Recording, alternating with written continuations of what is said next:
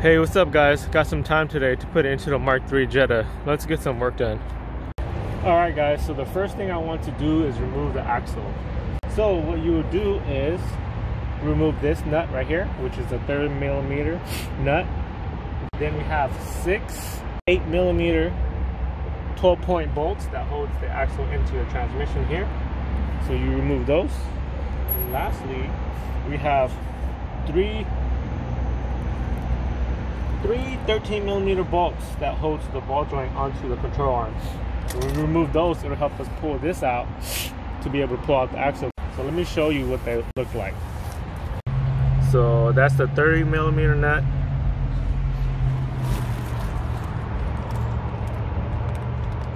The 3 13mm bolts that holds the ball joint onto the control arm.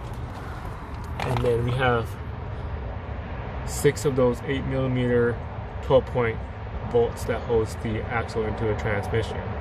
So let me get those removed and then show you how the axle is removed from removing all of those bolts and nuts.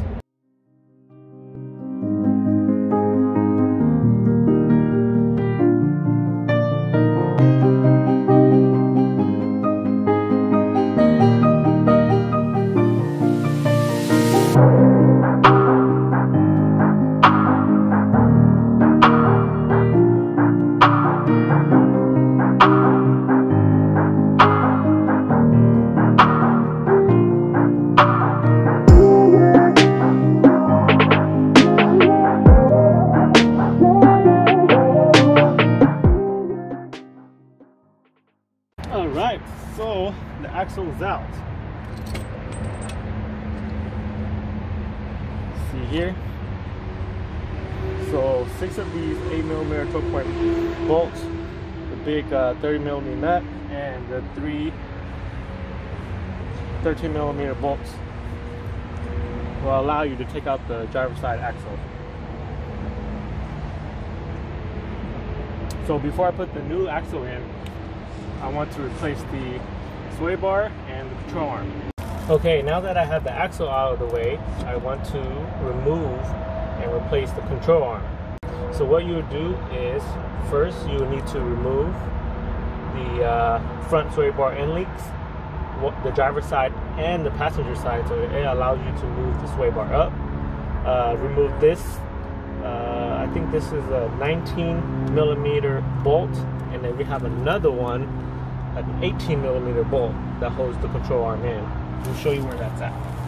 Right there, that's the 18mm bolt. Alright, so let's get to it.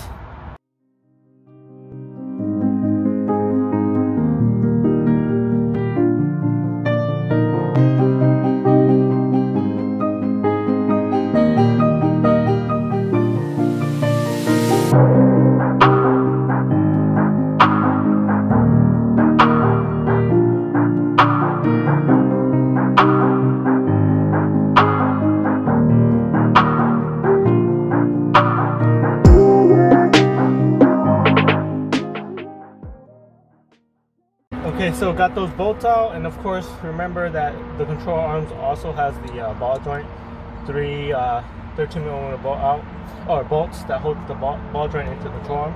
But remember, I already took that off when I took the axle off. So now the fun part is trying to pull out the control arm.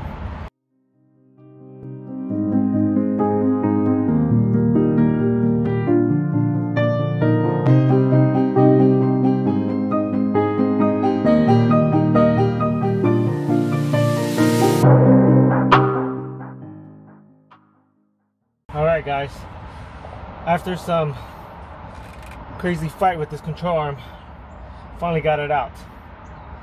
So now let me put the other one I got in and show you how to do that.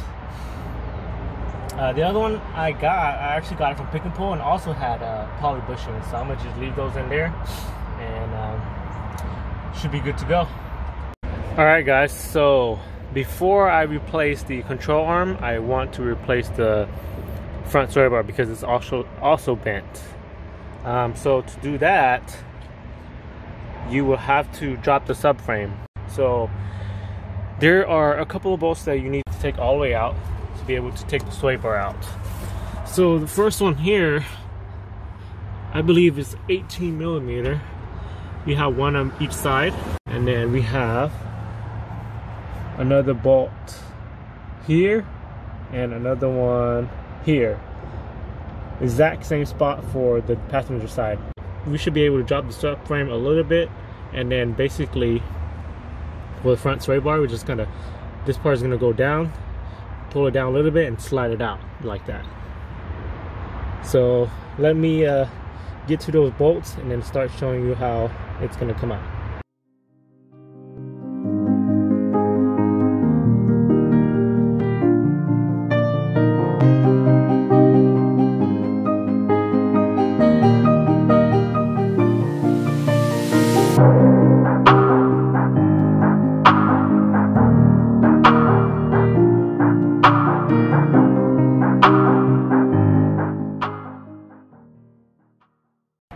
Alright, so all of the bolts are out and loose, so let's try and lower the subframe, and the front sway bar should be able to come out.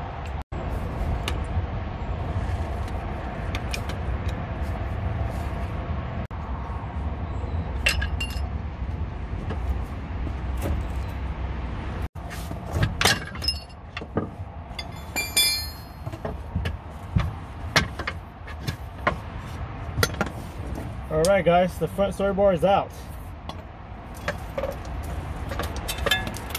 Alright guys, so there is the other front sway bar that I got from Pick and Pull. I will still be using the poly bushings because they are actually still really good. Now I'm gonna show you how to put the front sway bar back in. So basically it's the same way as the way we took it out. Slide the front sway bar back into the subframe there and there, and then basically bolt down the front sway bar first, and then align the subframe to the frame of the car and just basically bolt it back into the frame.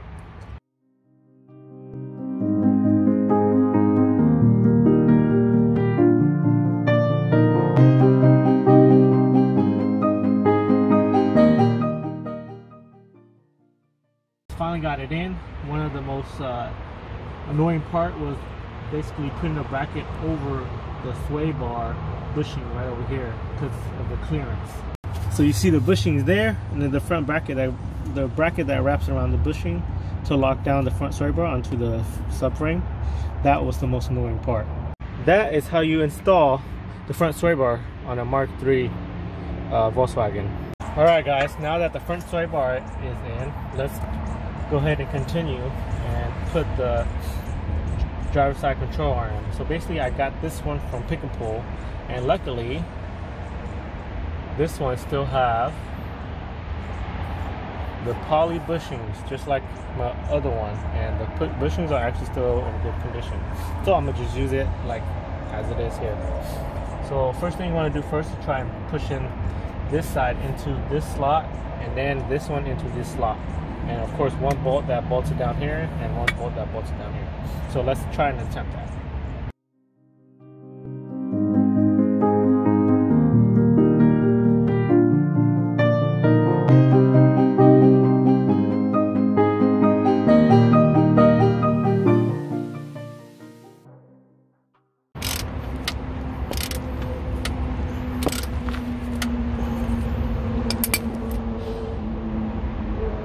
Alright guys, control arm is finally in.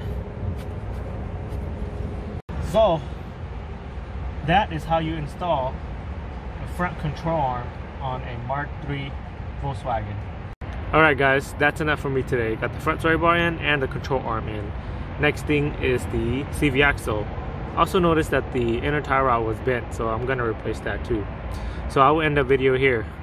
Thanks for watching guys. Don't forget to subscribe for more videos. Give this video a thumb up, and I'll see you guys in the next video. Thanks guys.